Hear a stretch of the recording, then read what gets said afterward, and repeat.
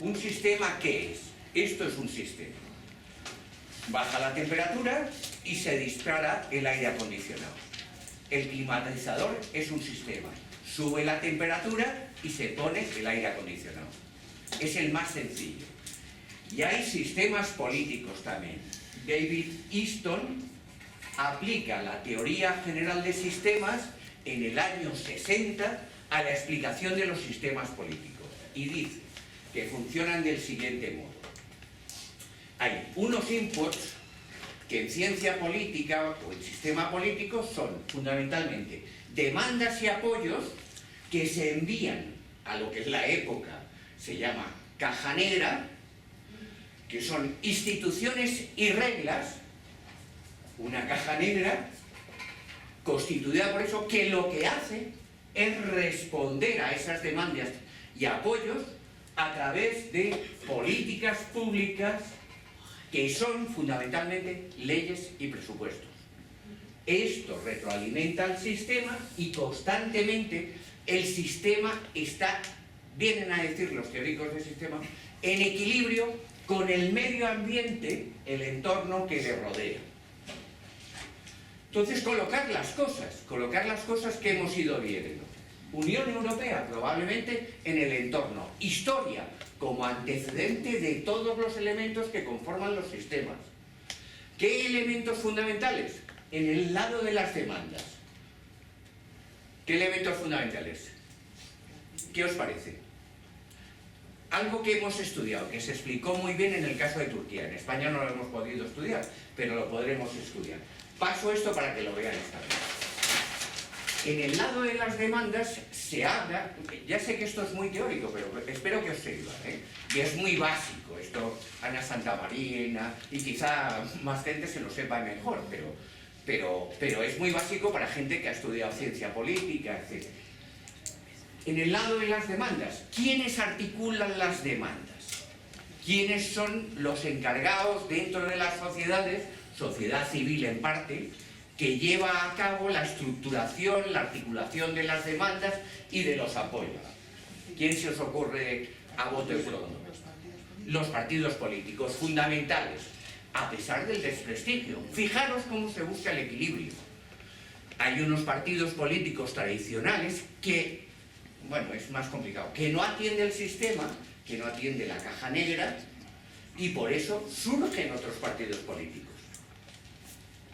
Hemos asistido al surgimiento de un nuevo partido político que además es la transformación de algo que venía incipiente, que es un movimiento social, que era el movimiento social más o menos del 15M, etcétera, etcétera, con Podemos, en función de no respuesta por parte del sistema. Pero es más complicado. En todo caso, los actores fundamentales, ya sé que voy a prisa, pero no importa mucho. Lo que importa es que os quede que existe esto y lo podáis buscar y en su caso estudiar. Hay tres tipos de actores, lo voy a decir con claridad: partidos políticos, grupos de presión o de interés y movimientos sociales y políticos. ¿En qué se diferencian? Se diferencian en tres cosas. Y una fundamental. Hay un actor que todavía no está y que hace en las sociedades contemporáneas, es el principal articulador de demandas y apoyos, pero no está, y luego diré por qué no está.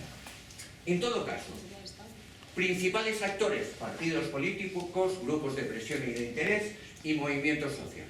Se distinguen porque tienen una estructura organizativa distinta. Es muy sencillo lo que voy a decir y todo requeriría mucha más matización. Tienen un discurso de naturaleza distinta y tienen un ámbito de expresión, un ámbito de actuación también distinto. Reparemos en uno de ellos en comparación con los otros. Los movimientos sociales se dedican fundamentalmente a la sociedad, mientras que los grupos de presión a quien se dedican es a las instituciones. Fundamentalmente. Esto también, en ciencias sociales no hay blanco y negro, hay grises, todo es matizable. y muy matizable. Los partidos políticos, evidentemente, y esa es su lacra probablemente, son institucionales. Daros cuenta que esto tiene que ver con lo que os contaba antes de las dos esferas. Esto, el sumatorio, vendría a ser la sociedad civil, pero la cruz de los partidos políticos es que no son sociedad civil, sino que son cada vez más Estado. Tienen una pata cada vez más sólida dentro del Estado. Por eso la gente, con mucha frecuencia y con bien, les detesta. ¿Por qué detestan en Turquía? Y que conste que yo no lo sé bien, pero estoy seguro, al AKP, porque entienden que es Estado. ¿Por qué se detesta en otros casos al PSOE y al PP? Porque se entiende que es un Estado. Es así de claro, ¿entendéis? Y otros también. Usted mucho criticar, yo sé que Alexia lo ha hecho, a la casta, pero usted se ha convertido en casta también. Lo digo con ironía, para que penséis en el asunto. En todo caso, institucional. Tipo de discurso que hace un partido político. Hace un discurso totalizante. En ocasiones los partidos políticos son casi una religión. Sin embargo, un movimiento social en ocasiones es de una sola materia, pero en todo caso es transversal. El discurso feminista, del movimiento feminista, y también en Turquía tiene importancia, no lo digo exento de contenido, es de carácter transversal. No se puede ser feminista y ser un machista, eso revierte en todo el ámbito de la sociedad. ¿Me explico? En toda la comprensión. Es un discurso de carácter transversal. Y en la estructura, pensar en los partidos y en los grupos de presión o de interés, ¿cómo funciona? La estructura. Un partido político es el carnet en la boca, lo digo con respeto.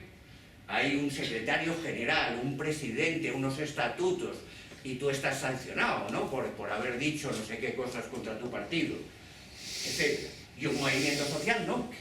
Un movimiento social es casi efímero, ¿de acuerdo? Es casi efímero.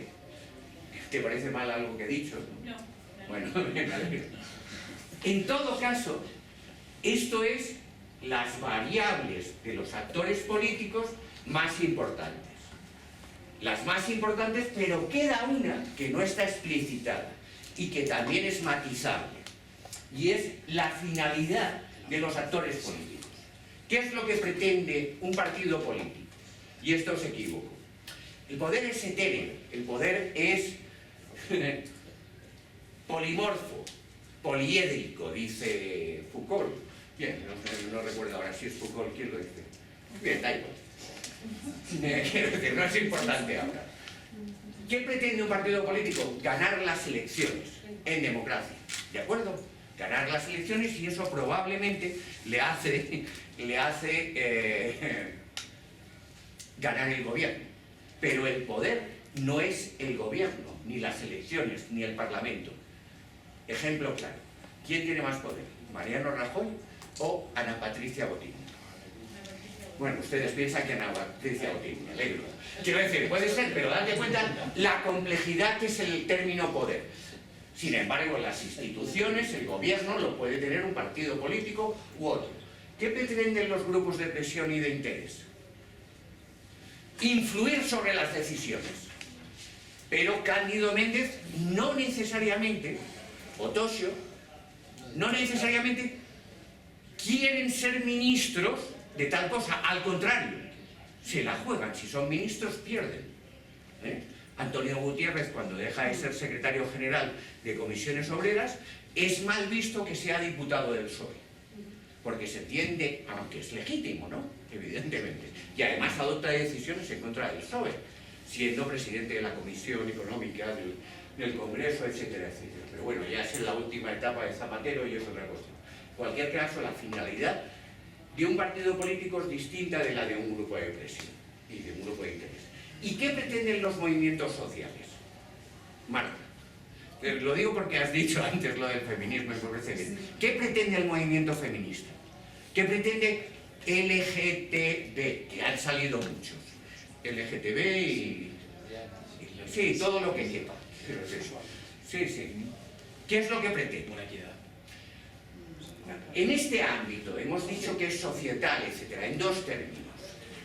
cambiar la sociedad. Cambiar la sociedad. No solamente es el matrimonio homosexual, matrimonio gay, etc., sino que además la gente celebre la boda, que entienda que es lo mismo y que además se tiene que llamar matrimonios, que no les tiren piedras. Eso es cambiar la sociedad, no es la ley exclusivamente. Si se trata de la ley, que también se convierten en grupo de presión para presionar al poder político para que apruebe, pero un movimiento feminista no es solamente la ley de igualdad, es más allá. Es que tú no te comportes en tu casa sin limpiar, sin hacer la cocina, sin planchar, etcétera, etcétera. ¿Entiende el ejemplo?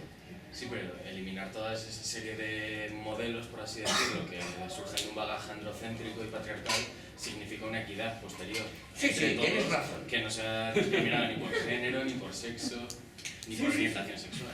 Perfecto, perfecto. Pero los movimientos sociales, los ecologistas pretenden la igualdad y son movimiento social también. Lo que pretenden es que la sociedad piense que las cuestiones medioambientales tienen un valor fundamental. Y en eso no solamente suprimir la ley de hidrocarburos o lo que sea, o poner plantar verde en las aceras, es mucho más allá. Es, por ejemplo, no consumir, imagínate, ropa que tenga poliéster, no consumir bolsas, suponte, de plástico. Y que eso se cambie y que cambie la sociedad, que sea consciente de que es necesaria una cosa u otra. En cualquier caso, faltan, como digo, unos actores fundamentales. Los digo para no haceros las preguntas. ¿Cuáles son? Los tenemos aquí rodeándonos. Medios de comunicación. Que yo les digo a mis alumnos cuando explico esto, que son unos actores mentirosos por excelencia. ¿Hay alguno de comunicación? Usted, pero no se moleste. Son mentirosos por excelencia porque no son medios, no son meros transmisores de noticias. Son la prensa, lo que pretende todos los días es ser, de alguna forma, no sé lo que pone, el orden del día del Consejo de Ministros siguiente. Influir sobre la política. Pero dicen que son medios. Sin embargo, ¿qué son? Instrumentos. Un grupo de presión en parte. Forman parte de los grupos de presión, pero se diferencian. Oiga, usted, yo soy un medio. Sin embargo, fijaros qué mentiras. Las tertulias de televisión, lo que salen, entre comillas, lo de mentira, en televisión, lo que salen son comunicadores. Tururú de la China, comunicadores. Es así. ¿Por quién están pagados? Por estos, evidentemente. En todo caso, pero ellos dicen, yo soy medio y estoy legitimado para hacer esto. De ahí la crisis que tienen, no solamente por el papel, por una cuestión ecológica, sino porque su discurso no resulta creíble. Pero es la única forma, paradoja, de enterarnos de las cosas. Bien, todos estos, ya sé que no es exactamente así, pero hay que simplificar, o yo debo simplificar, su sumatorio constituiría lo que llamamos sociedad civil, separado de lo que es las instituciones y las reglas, que es la caja negra. La caja negra, instituciones y reglas, recibe por parte de esos actores y de otros inputs, recibe presión. ¿Para qué? Para que adopte decisiones. En ocasiones las adopta o no, pero incluso cuando decide no adoptar decisiones es una política pública. Las políticas públicas se definen por lo que decide hacer o no hacer. Hay 25 personas, el ejemplo no es real, pero lo entenderéis, en tiendas de campaña en la Moncloa, en el jardincito que hay delante, que están pidiendo que se les dé una vivienda. Por allí no pasan y no les hacen caso. ¿Entendéis? O pasan y les hacen caso, que los desalojen. Es así. No, ahora no hay, pero ha habido muchas épocas en las que ha habido. Ha habido gente acampada ahí pidiendo distintas cosas, etc. Yo tampoco me he bajado del coche a preguntarle a usted qué quiere, ¿no? Pero ponen cartelitos y esas cosas. Y ahora hace tiempo que no lo hay, pero bueno, tú también has estado y hemos pasado todos. En cualquier caso, demandas que se atienden o no se atienden en forma de políticas. Las políticas son decisiones y esas decisiones son las que hacen que el sistema se retroalimente. Este sistema, como he dicho, está en un medio ambiente y ese medio ambiente conforma, en cierto modo, cómo son los actores y cómo son las políticas. Con esto y un bizcocho habéis entendido el curso, pero hay más. ¿Cómo se articula el sistema? ¿Cómo funciona el sistema? Que es la poliarquía de la que voy a hablar en un momento. De cada una de estas cosas lo podemos ver, quiero decir, pero no me voy a detener, comparemos. Partidos políticos en Turquía y España. Y hacer el comparativismo es buscar similitudes y diferencias como regla y intentar extraer conclusión de eso. El AKP se parece a la UCD, decía Antonio esta mañana, o se parece más al PP. ¿Qué tiene de similitudes? Marta piensa que al PP. ¿Qué tiene de similitudes? Esta y esta y esta. No quiero incidir sobre ellas, pero probablemente eso es. Y de diferencias. Erdogan es más guapo. Sí, imaginaos, una cuestión que es, porque todo esto en gran medida son intangibles también, y es lo más interesante de la ciencia política. ¿Quién tiene capacidad de liderazgo? Supongamos. ¿Y eso en qué consiste? ¿Lo tiene Aznar? ¿Lo tiene Zapatero? Pero eso hay que evaluarlo también. Y no necesariamente con índices. Las cuestiones probablemente de mayor interés son cualitativas. No se pueden medir con una regla. No se pueden medir con una encuesta. No se pueden medir con... No se pueden. Tú puedes preguntar, pero eso es valorativo. Y en todo caso, lo que te sirve es para... En cualquier caso, los intangibles, a mi modo de ver, son los más interesantes de evaluar. Y la cuestión más interesante en ciencia política, a mi modo de entender, la cuestión de la legitimidad. Pero, en cualquier caso, continuando. Sistema político dentro de la Unión Europea que responde a una historia. Todo esto pesa. El peso de la historia es el medio ambiente en el que se distribuye el sistema. Pero ¿cómo funciona el sistema? Que es a lo que me iba a referir. ¿Qué engrasa el sistema? ¿Cómo? No, más sencillo. Es lo que estos días hemos hablado de los sistemas democráticos.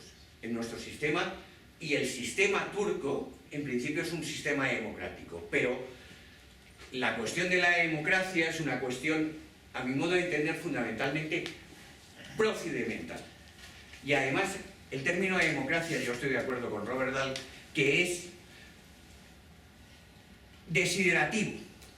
Lo que hay que ponerse de acuerdo es en unas reglas, en unos procedimientos que hagan que podamos juzgar si hay requisitos que permiten hablar de democracia. Él habla de 3 requisitos que son difíciles de evaluar, pero que permiten evaluar y decir que hay democracia. A nivel de ciudadanos, deben de tener oportunidad.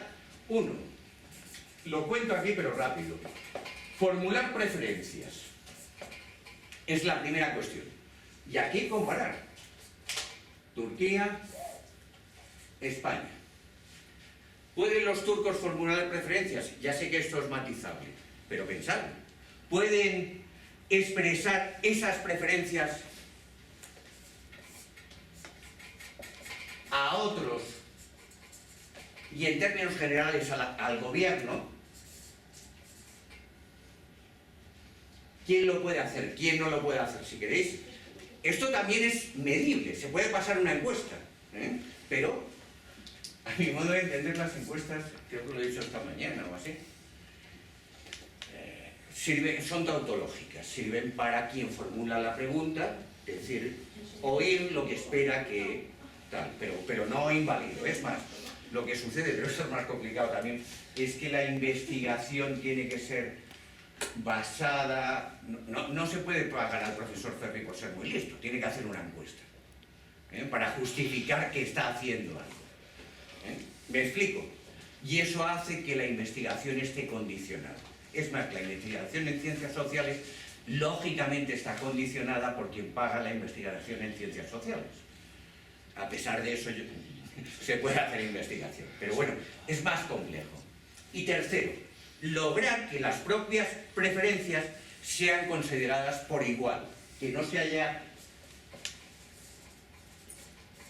se produzca diferencias por el contenido o por el origen. Que valgan las expresiones de las preferencias. Eso es a nivel individual, a nivel ciudadano. El Estado, ante esto, y tiene ya mucho más que ver con el esquema que tú hacías esta mañana, debe procurar, para que eso se pueda producir, debe procurar 6, 7 condiciones para que pueda producirse la expresión de las preferencias con esas condiciones que hemos visto. 1. Pero esto es muy obvio. Y también se puede juzgar. Se puede juzgar en los términos que hemos dicho, evaluar. Luego, si queréis, es un texto clásico, la poliarquía, de donde estoy sacando esto. Se puede juzgar que haya libertad. El Estado debe procurar que haya libertad. Y fijaros, hasta el término Estado es equívoco. Aquí hay Estado, pero en Estados Unidos hay Estados. No es exactamente lo mismo. Hay gobierno y administración en todo caso. Pero nos entendemos con Estado. Libertad de asociación y de organización. ¿Tenemos libertad de asociación y de organización? Es matizable, pero formalmente al menos sí que lo hay, ¿no? Aquí y en Turquía. ¿Todos se pueden asociar y organizar? ¿O hay restricciones a la asociación y la organización? Diana. ¿Cómo? ¿Qué hay restricciones? Hay restricciones probablemente. ¿Cuál se te ocurre? Pues, por ejemplo, en España la ley de partidos, o por ejemplo, estábamos analizando hace un par de días que la Constitución en Turquía no define claramente el derecho de asociación y incluye artículos que directamente los restringen por muchos motivos, como la seguridad nacional, etc. Lo de la seguridad nacional es una ideaca, como lo del pueblo elegido. No sé si entendéis la comparación. Ahí caben muchísimas cosas. En todo caso, libertad, segundo, de pensamiento y de expresión. Lo copio porque no quiero decir cosas que no son, pero es obvio. O sea, que no dice Robert Daly. Derecho a sufragio activo y pasivo. Supongo que sabéis la diferencia, poderse presentar y poderse votar. ¿Tenemos todos derecho a voto? ¿Tenemos todos derecho a sufragio? No hay lío. Los inmigrantes no votan, llevan años. Yo he dicho que sí, hecho así como bueno. Los inmigrantes, por ejemplo, ¿eso se debe considerar o no deben de tener derecho a voto? Por ejemplo, ahora los países que tienen convenio pueden votar en las municipales, pero ¿por qué no en las generales? ¿Eso está bien o no está bien? Y en Turquía, ¿cómo es? No lo sé. Pero en todo caso, permite evaluar cómo es de democrático un sistema. Y en todo caso, si pasa del 5, en mi opinión, yo con los alumnos en ocasiones jugaba a esto, a que ellos puntuasen. Vosotros hacerlo si queréis. Si 7 por 5, 35, si pasa de 35, el sistema es validable democráticamente, de 0 a 10 puntuando cada cosa.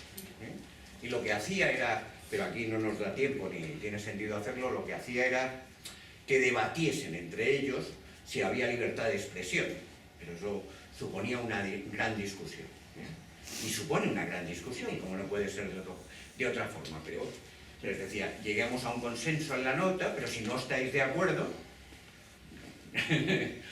poner la nota que vosotros queráis. Hay gente que es más estricta y otra gente que no lo es tanto. ¿Contigo lo he hecho alguna vez? Sí, lo hicimos. Es que a Daniel le di clase en primero. Y a pesar de ello sigue. Y a Ana también. También. Sí, sí. Bueno, en cualquier caso, derecho a competir. Esto es más complicado. Derecho a competir por la obtención de apoyos. Tenemos derecho a competir por el apoyo electoral y todos de igual forma. Pablo Iglesias lo ha conseguido y era un mindundi, bueno, un mindundi es amigo mío, quiero decir, era un mindundi hasta ahora, lo ha conseguido. ¡Qué tiro!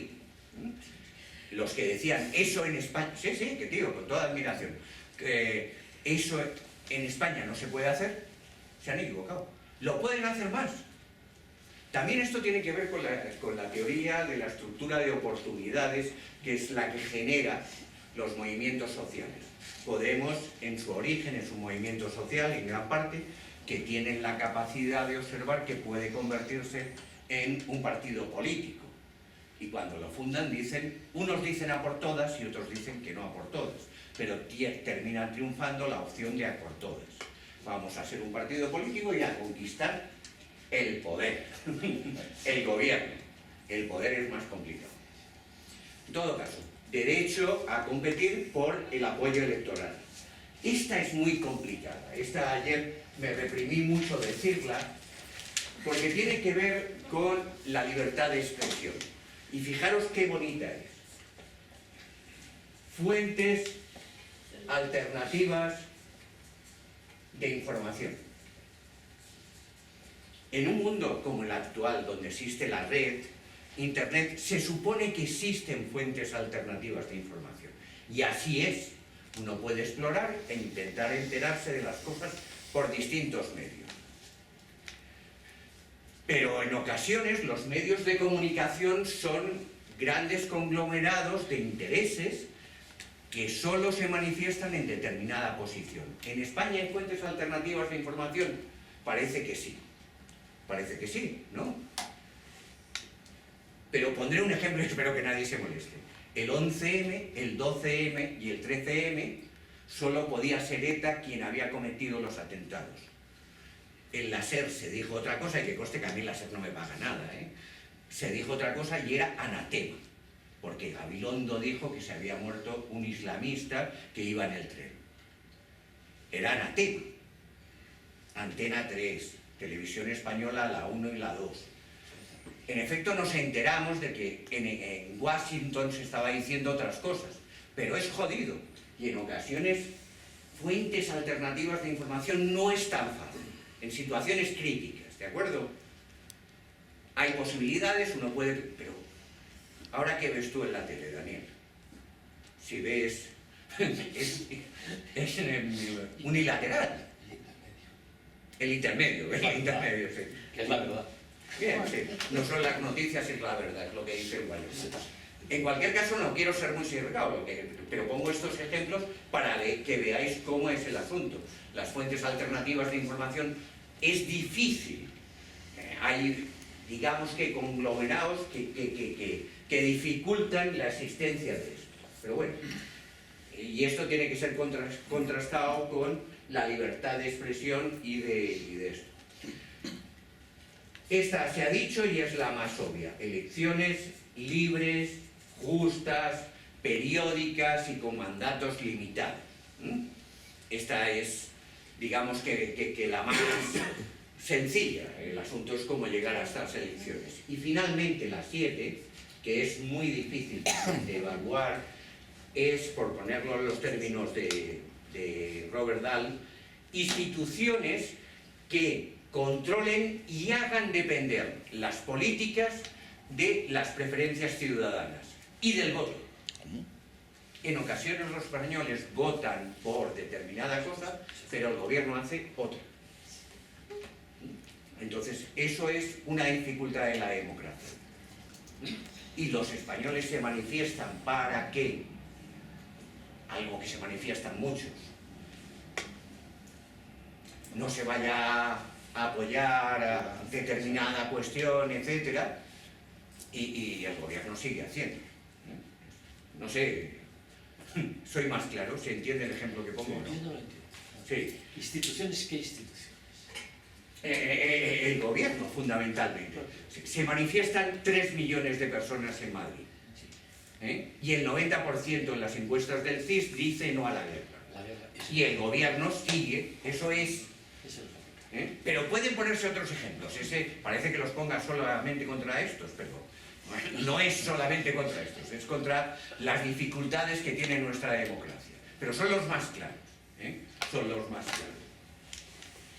Y esos 7 elementos que tiene que cumplir el gobierno en la administración son los que nos permiten evaluar, digámoslo así, que cómo funciona el sistema político. Es el engrase del sistema político. Es más complejo, pero es el engrase. Y ahora si queréis lo desarrollamos. Dígame, Daniel. No, que en el punto 5, en fuentes alternativas de información, es donde veo un problema añadido de más, en el sentido de que, por ejemplo, las fuentes del gobierno, o que controla el gobierno, fuentes oficiales en el sentido, por ejemplo, del CIS o del Instituto Nacional de Estadística o cosas por el estilo, que tienen una presunción de veracidad, pero sin embargo, al ser dependientes en mayor o menor medida del gobierno... ¿Pretensión de veracidad? Presunción. ¿Presunción? ¿Por qué? Porque son oficiales, porque no lo saca, o sea, no es una encuesta del país o de Metroscopia o de tal. La mayoría de la gente cuando lo ve dice, esto es sospecho. Claro, pero Eso no es presunción de veracidad, es al contrario. La encuesta del CIS, ¿qué va a decir? ¿Qué ha dicho todas las encuestas del CIS? Desde que gobierna este gobierno, que gana el PP siempre. Sin embargo, todos los análisis que han hecho otras consultoras han dicho que no. Han dicho que ganaba hasta Podemos, que estaba en el 28-29 en ocasiones. Pero por eso digo que es una paradoja, es decir, que son, se supone, independientes, oficiales, institucionales. ¿De quién depende el CIS? De presidencia del gobierno. De presidencia del gobierno.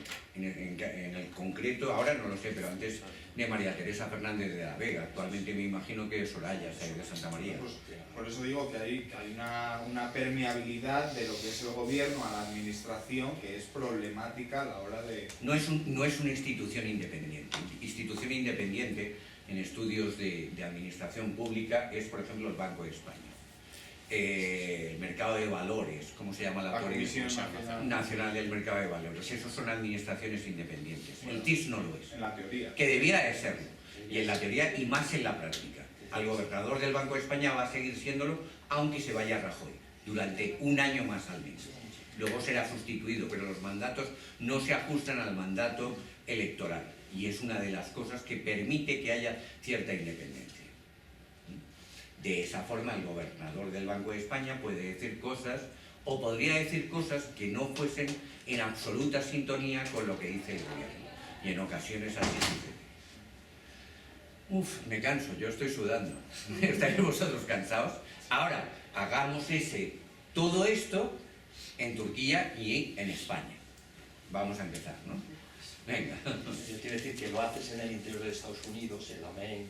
¿Cómo? Que lo haces esos 7 en el interior de Estados Unidos, fuera de California y tal que no.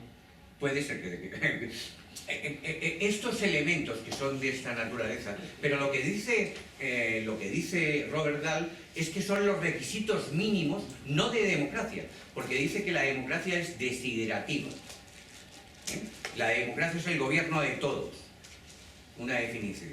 El gobierno de... no sé, ¿qué otra definición queréis que demos? Todo eso es desiderativo, todo eso es ideal. Sí. Pongámonos de acuerdo en qué cosas hay que cumplir. Y fijaros lo difícil que resulta cumplir también eso. Que al menos tengan el CIS. Y ahí hay dudas. Fuentes alternativas de información. ¿Las hay o no las hay? Está el Wyoming. Está el intermedio, lo digo con exageración, evidentemente. Pero él mismo dice, cuando presenta esas noticias, o lo que sea, dice, ahora han oído las noticias, ahora van a oír la verdad. Una pregunta. Cuento un cotilleo sin eso, pero sin acritud lo cuento. Pablo Iglesias, la persona que más admiraba era el Wyoming. Es así, es así. Dime. Una pregunta. ¿Cómo valora o cómo hay que valorar? No le he pedido su opinión personal, sino... Bueno, si me la da, pues mire, se lo agradezco. ¿Cómo valora en términos de calidad democrática? Primero española, bueno, turca, pues... El hecho de que los partidos políticos nombren a la esencia del Poder Judicial a partir de Alfonso Pues Guerra. no está bien, evidentemente. ¿Qué te voy a decir? Pero tampoco veo bien... Pero en términos de valoración de calidad democrática, estamos hablando de la valoración. ¿Cómo influye? Porque usted ha hablado 7 por 5, 35. ¿En dónde hay que encajar eso? Pues para mí es fundamental. Bien, ahí no cabe exactamente, aunque las preferencias, etcétera, etcétera. Pero en ese tema hay dos sistemas, que sean los partidos políticos o que sea la propia judicatura. A mí tampoco me parece que el interés corporativo sea... Es que aquí nos han engañado todos los partidos. Que no nos La casta, la que no es la habrán casta. engañado a usted. Y vamos a ver ahora cuando venga Podemos y tenga poder para... Sí, invalídelo ya, antes de que... ¿Cómo? Que lo invalides ya. No, que yo lo que me gustaría que fuera independiente. El Poder Judicial debe de ser independiente. Uno detrás de otro, venga. ¿Quién había? Ana, usted primero. Yo Está claro, está mal hecho. No tenemos un poder judicial... Eso crea déficit democrático. Claro que lo es. Pero de eso se habla muy poco. Se habla poco de eso, no. Es un déficit democrático, evidentemente. Importante. Muy importante. Fíjate, Porque con ya los Alfonso- casos, y es una de las cuestiones de corrupción que hay en España y en Turquía, lo vacías que están las cárceles, sin embargo están de robaperas, llenas. Y además alimentado por el código penal que cada vez que se remueve, que se reforma, es para meter a más robaperas en función de... Digo robaperas con todo respeto, y lo digo en serio. Yo estoy convencido que los casos de corrupción que se han dado, tanto de uno como de otro partido, posiblemente no se hubieran dado si Alfonso Guerra no hubiera cambiado el Seguro, sistema. quiero decir, Alfonso Guerra es el culpable. Bueno, no, yo Pero yo no, no le defiendo. no lo digo ni con acritud ni con nada, sino que se cambia el sistema. Nunca es unicausal, Sí, no, y ya. mucho menos de una sola persona. Fíjate, probablemente... Digo a partir de. Probablemente no hubiese tantos casos de corrupción si la sociedad española no estuviese dispuesta a que los hubiese. Tú te quedas con el 18%. Perdón, pero es las que leyes son terminan una vez fundamentales. igual. Las leyes, todos nos gustaba correr antes mucho, pero desde que la ley puso radares y nos tocaron bien el bolsillo, el correr a las carreteras se ha acabado. Sí, pero no Pues te pagan. seguramente, bueno, ¿Cuántos españoles le pagan, pero lo digo sin eso, el IVA al fontanero? Si pueden no pagarlo. Si están dispuestos a eso, probablemente estén dispuestos a que el administrador de la finca donde viven se lleve el X%, etcétera, etcétera. Sobre todo si a ellos les disminuye también y les factura, etcétera, etcétera. Pero no lo digo como acusación, lo digo porque es una sociedad mediterránea, del sur, donde todo eso está menos mal visto. Pero se habla Fíjate lo borde que yo me pongo, entre comillas, por mí, con lo del horario. Yo procuro venir a las 10, pero hasta las 10:10 no llega nadie. No, hay gente que llega a las 10, pero es raro. En Suiza me descontarían del sueldo, porque el horario es el horario. Y eso es corrupción también. Yo cobro de 10 a 12. Y si dejo de dar clase, y en Estados Unidos también probablemente, pero aquí no hay profesor que empiece la clase a las 10. Empieza como muy pronto a las 10:15. Y termina, no a las 11, sino a las 11:15. Media hora, ¿qué? Y eso está permitido. Lo que vamos a hacer. Porque es una ¿qué? Lo que vamos a hacer hoy también. Sí. ¿A qué hora está previsto? otra vez se le ha roto eso, otra vez tornillito. Dígame, ¿qué iba a decir usted? Ana y Faiti, ¿querías preguntar algo o estabas...? Adelante. No, que en relación justo a lo que hablábamos antes de Dahl, que precisamente Dahl expone estas 7 condiciones como condiciones ideales de un concepto ideal de democracia, y dice que lo que en realidad se da son las poliarquías. Por eso hace esa distinción entre democracia y poliarquía, porque no se dan en completo en ningún sistema.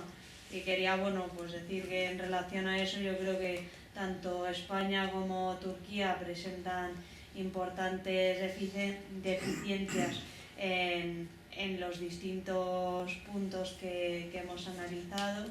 Y bueno, y por otro lado se hace hincapié en que es un concepto procedimental, pero yo creo que también esta caracterización de las democracias responde a unos valores concretos que son los de la democracia liberal occidental. Entonces yo creo que aquí también estamos introduciendo un elemento material.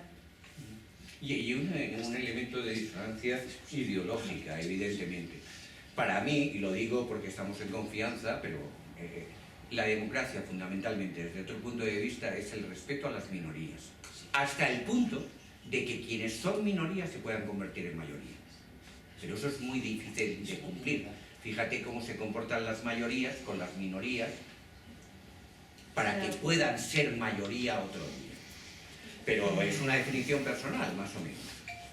¿Quién más quería decir algo? Gracias. Si me permites que haga Claro, un claro. comentario. Lo que tengo es que ser, entiéndelo también, muy telegráfico. No me voy a referir a eso. O sea, realmente, bueno, podría hacer muchos comentarios, pero me gustaría hacer una pregunta para introducir el comentario. ¿Por qué Dahl? ¿Por qué? Leí Don. No, ¿por qué Dahl? ¿Por qué Robert Dahl? ¿Cómo se escribe? ¿Por qué lo cito yo? Porque me viene bien. quiero decir. Porque me Porque a la hora de explicarlo, hay una parte con H. H, sí, sí, de lo has dicho. AHL. Yo me apoyo mucho en Y el este libro grupo se llama Las de jóvenes. poliarquías.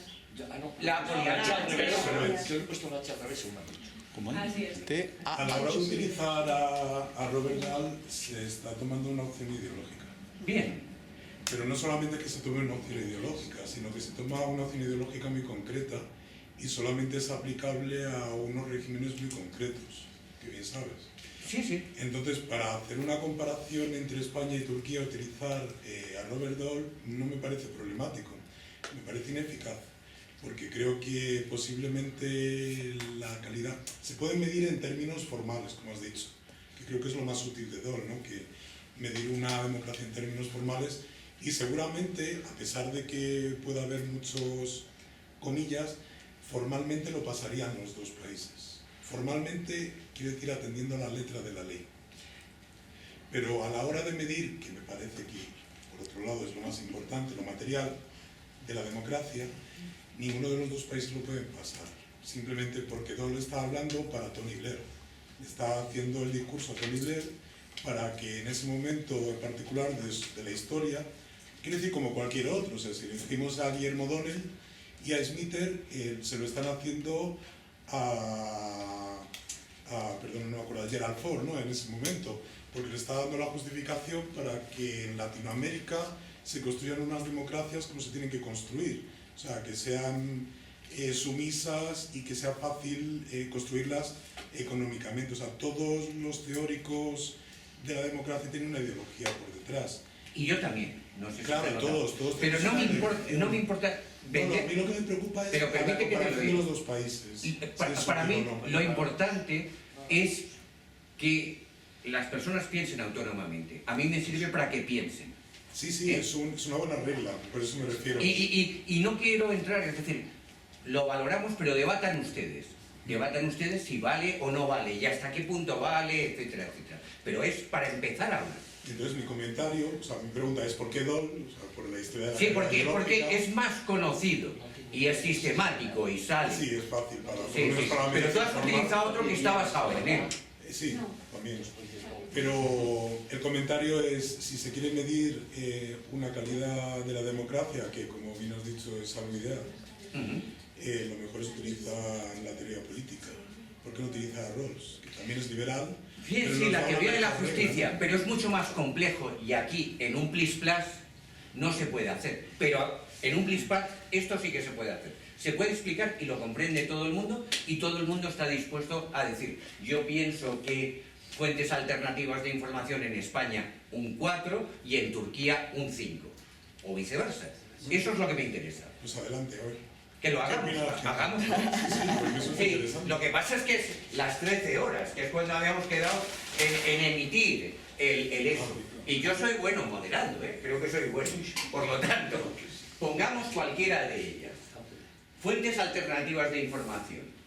¿Quién se atreve a valorar Spain de 1 a 10? Lo suelo hacer yo. Y Turkish. A España un 7. ¿Quién está de acuerdo con un 7? ¿Cómo? Un poquito menos. ¿Cuánto dices, Marta? No, que estaba pensando en... Pero le das un 7 porque existe el Wyoming. Porque si no hay Wyoming, Bueno, también está bien. bueno, pero tú tienes otra experiencia. Fíjate este caso Pero es que es también. una valoración subjetiva. Las casas. Sí, evidente. Claro. Evidente. Pero Pero fijaros esta otra, si me permitís. Una, cuando yo explico los medios de comunicación social en España. Y esto es otro ejemplo, es la prueba del almendruco, o sea que no sirve para nada, pero piénsalo. Periódicos de tirada nacional. ¿Y cómo influyen los medios de comunicación? Yo empiezo explicando que los españoles nos situamos en el arco ideológico. Si esto es extrema izquierda y esto es extrema derecha, esto es el centro-centro, los españoles en el CIS decimos que estamos normalmente, o sea, durante todas las encuestas decimos que somos del 4,5, es decir, somos un poquito rosas, pero muy poquitos. ¿Cómo? Contando todo el grado de abstención de voto. Sí. Cuando se les pregunta, ¿usted dónde se sitúa en las encuestas del CIS? Hay gente que dice que es del 3 y otra gente que dice que es del 7. La media es el 4,5. También son muy... La media es del 4,5. Y yo les digo a los alumnos, y ahora vamos a jugar, es un juego, a atribuir, a ver cómo juegan los medios de comunicación. ¿Cuáles seleccionamos? Los periódicos. La prensa escrita, porque se dice que la prensa escrita es la que más influye. Entonces digo, ¿qué medios de comunicación escritos conocéis? ¿Qué, Marta? ¿Ya lo quieres invalidar? No, que yo quiero decir que hay que tener en cuenta Internet. Ahora. Sí, pero bueno, seleccionemos, claro que sí. Pero digamos, hay ABC, El Mundo, El país. La Razón, El País, y bien, prensa escrita, si queréis ponemos algún otro, yo no sé, La Gaceta, lo que sea. Pero ahora, por favor, atender y veréis cómo juegan los medios de comunicación. Pero es una prueba del almendruco. Es de la misma naturaleza que lo otro es. Y si queréis hacerlo, apuntar los periódicos de referencia. Los que leen, por ejemplo, todas las noches al finalizar los informativos de televisión. La portada del País es esta, la portada del ABC es esta, la portada. ¿Cómo juegan al final? En efecto, El País es un rojazo. Un rojazo, como mucho, si queréis, del 4. Joder, yo no me creo que sea del 4, pero del 5, de lo que sea. Como queráis, cada uno puntuar como queráis. Pero ¿qué nota tiene ABC, La Razón? ¿Qué nota le ponéis? Es decir, intentar ser ese cual. Y al final, ¿qué nota sale? Suele salir, en las pruebas que yo he hecho, en torno al 7,5, el 8, etc. ¿Cómo juega la prensa respecto a los españoles? Que se dicen del 4,5. ¿Cómo influye? Evidentemente, tira hacia aquí. Evidentemente. Hay otros análisis de otra naturaleza que los hace gente que para mí tiene mucho valor. Por ejemplo, observar las portadas, las fotografías de las portadas de los periódicos principales. Hay un autor, si queréis verlo por ahí, que sacó las portadas del Mundo en la precampaña electoral que se presentaba. Y salía que medía 3 metros más de lo que medía. El Mundo siempre le sacaba contrapicados. Siempre. Y era un señor bajito. Más bajito que yo también lo soy. Pero era más bajito es más bajito que yo.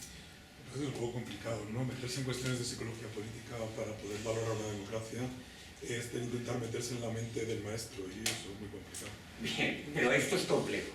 En cualquier caso, para valorar la democracia... Es más objetivo. Pero para valorar la democracia... Entre 0 y 1 puedes decir existe o no existe, sería más objetivo, ¿no?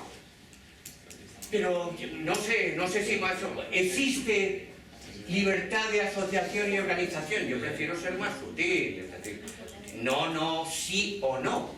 El mundo no es blanco o negro, es más sutil. Y el otro ejemplo que te pongo es para que veamos cómo juegan los medios de comunicación. Pero como ejemplo, Sí, yo no creo mucho en percepciones, que ¿Cómo? que trabajas con percepciones, que es una información cualitativa y con eso se puede matizar. Claro, se puede matizar muchísimo, muchísimo. Y lo que pongo es ejemplos burdos de cómo se hace, cómo se debiera hacer esto. Pero esto lo presentas al, ¿cómo se llama? A I+D+I y esto no te lo pagan. Es decir, esto es un rojazo que pretende destruir los valores del Estado democrático. Claro, esto no se financia. El poder precisa, en todo caso, es tautológico. Lo que precisa es alimentarse. Por eso lo que hace es financiar. Normalmente los proyectos de investigación son que le vienen bien apoyarle las prioridades. No, pero eso no lo digas, porque entonces... ¿Por qué no lo voy a decir? Si es así. Yo de todas formas pienso que la percepción, lo digo por cuando va uno a un pueblo, cuando va uno a un bar, pues nosotros, bueno, me quito yo, aquí estamos hablando todos, nos gusta o no, somos una élite, o sois una élite. Somos. Hablando del pueblo, el pueblo llano, yo no estoy de acuerdo en eso que usted dice, de que si el ABC, que eso es la gente de Andalucía, por poner un ejemplo, y estoy seguro, yo lo he visto en La Mancha también, coge una suma de todo lo que ve en televisión, y el programa del Gran Wyoming, esto es muy de izquierda, esa es una realidad, y eso influye también, y seguramente bastante más que la opinión de los periódicos, que estoy de acuerdo con usted, que hay un 8 o un 9. Luego la gente, luego los medios de comunicación a nivel de la sociedad, bajo mi punto de vista, no es solamente la opinión de los periódicos, que estoy de acuerdo que resulten en un 8, pero a lo mejor el Gran Wyoming está influyendo más. Es decir, que los medios de comunicación... Entiendo, Juan, pero es una suma. Sí, pero la percepción, es decir, para empezar a hablar, partamos de algo. La información periodística es la primera, se afirma en teoría de la comunicación. Quien piensa es el analista que publica en prensa escrita. El otro es un locutor. Al Wyoming, con todo lo listo que es, y creo que los niveles de audiencia no son tantos, le escriben el guión. Y se lo escriben en función de gente que piensa, etcétera, etcétera. En todo caso, acércate ahora cuando salgamos al kiosco de los periódicos y vete mirando las portadas, a ver con qué idea te quedas. Estoy de acuerdo totalmente de acuerdo con usted. Bueno, pues eso es de lo que se trata. Más cosas, pero me sabe mal que... quiero decir, lo que quiero es terminar, pero por vosotros. Yo me quedaría aquí todo el tiempo, vamos. Por vosotros y vuestras maletas y eso, y por daros el certificado. Es la 1:15 ya. Que os interesa. ¿No? Pero aplaudir ahora, que ya acabamos.